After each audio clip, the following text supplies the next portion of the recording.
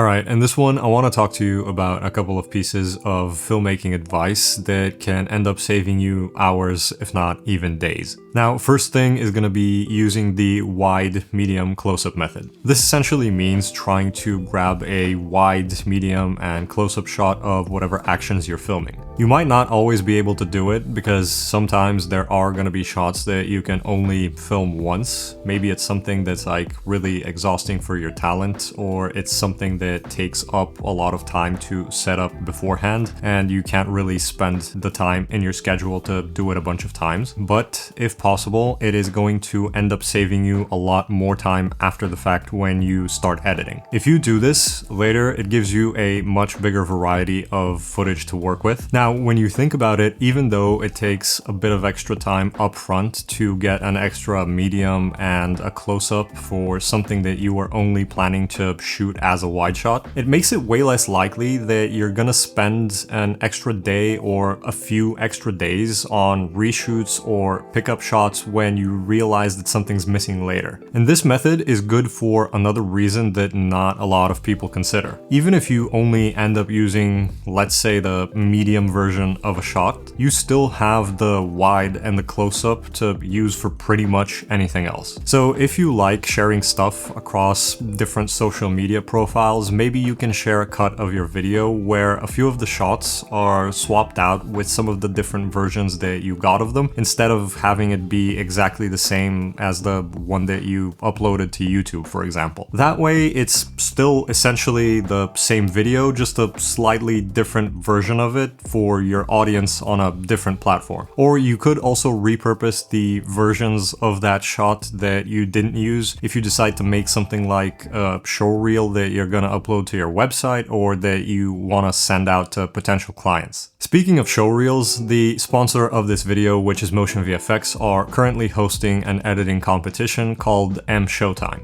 The competition is going to run until the 7th of May 2024, and to enter you have to make a 60-second video in the style of a show reel, and you want to share it on your social media with the hashtag #MShowtimeChallenge. As prizes, they're giving away a Lumix S5 II kit with an extra 50mm f1.8 lens, a 14-inch M3 MacBook, a DJI RS3 Pro combo, as well as some store credit for their website, which is pretty cool. And they're also giving away a free plugin with some assets that you can use to put together your submission. Then you fill out a form on the Motion VFX website to submit your show reel and you are good to go. You can find all of the info that you need about the contest at the link in the description. And if you happen to be watching this when the contest is already over, you can still feel free to check out some of the plugins that Motion VFX offer. I use a bunch of them all the time when I'm working on stuff and I highly recommend them. The next technique that you can use to save yourself a lot of time is for those of you who might have a second camera laying around. So you know how a lot of times for stuff like interviews, people are gonna set up a main shot of the subject and then they're gonna use another camera to set up a second shot. So for example, if the main cam is getting a wide shot, the secondary one is gonna be like a close-up. Well, you can do that for pretty much anything else that you're filming. It doesn't have to be an interview. And not only that, but while for an interview, both shots are gonna be set up to look at the same subject, there's nothing really stopping you from setting up the two cameras to capture different actions that are happening at the same time. So let's say I have a sequence in mind where I need a shot of myself looking at my computer monitor, and I also need a shot of typing on my keyboard and moving my mouse. Those are both actions that pretty much happen in the same spot in the room, but they just need to be captured from different angles. So I could set up my camera to get that first shot of looking at the screen, and then I can take the time to reposition everything and only then get the next shot that I need of typing on the keyboard. But because I have two cameras, I can set one of them up to be filming my face and my reactions, while the other one is pointed at my desk and it's filming whatever I'm doing with my hands on the keyboard and mouse. One key thing that you want to be mindful of is you want to position each of the cameras in a way where they're not going to get into the shot that the other camera is capturing. So for the first pass, I can have the camera that's looking at my face be zoomed in and filming a close-up, while the other camera pointing at my hands is filming a medium shot. And then for the second pass, I can zoom out on the camera that's filming my face and I can get a medium, and I can zoom in on the other one to now get a close-up of my hands typing on the keyboard. And after that, you can move around both of the cameras to get different perspectives and do the same thing again. I think you get the point, and again, this is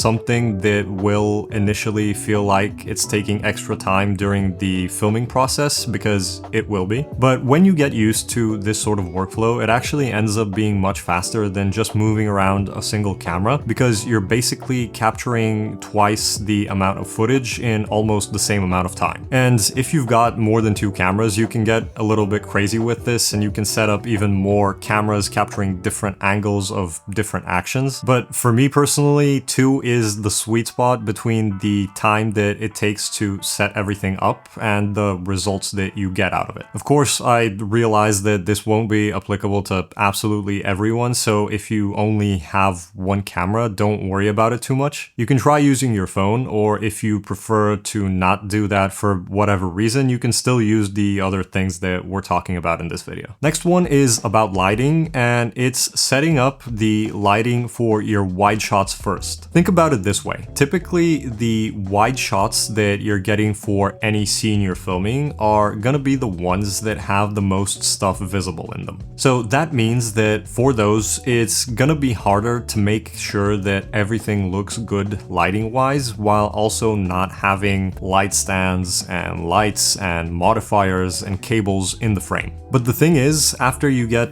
everything looking the way you want it for the wide shot, you can move in for a medium or a close-up, and most of the time that lighting that you've already got set up will also give you pretty good looking results for the closer shots. And if you need to adjust anything, you can easily bring a light slightly closer to your subject, bring in some negative fill or some bounce, but still keep things looking mostly the same, because you've already got that base lighting set up from the wide shot. And since you're only getting closer to the subject, you're only going to gain more room outside of the frame to work with when it comes to positioning light stands and other equipment wherever you need it. If you do it the other way around, where you start with the close-up, chances are it's gonna take you way more time, and it's gonna be way more difficult to then set up the lighting for the wider shots after it. You might be able to get everything looking really nice for the tight shot, but then when you move out for a medium, you have to spend a bunch of time figuring out where you can move light stands and lights and modifiers so that they're out of the frame, but they're not so far out of the way that the lighting between the 2 shots looks drastically different. And then when you pull even further back for the wide shot, you're gonna have the same problem, except it's gonna be even more annoying, because with a wide shot, there's a lot more of your space that's going to be visible. So unless you really know what you're doing and you have things planned out really well in advance, adjusting your lighting as you move from a tight to a medium to a wide is going to take you way more time than if you start with lighting for the wide and then making smaller adjustments as your frame gets tighter. When I first heard that piece of advice, I didn't think that it would be that big of a deal, but trust me, it makes it infinitely easier to get consistent lighting across your different shots, and it saves you hours of setup time when you get used to it. So I hope those end up being helpful. Make sure to check out the Motion VFX contest at the link in the description, and that's all I got. Later.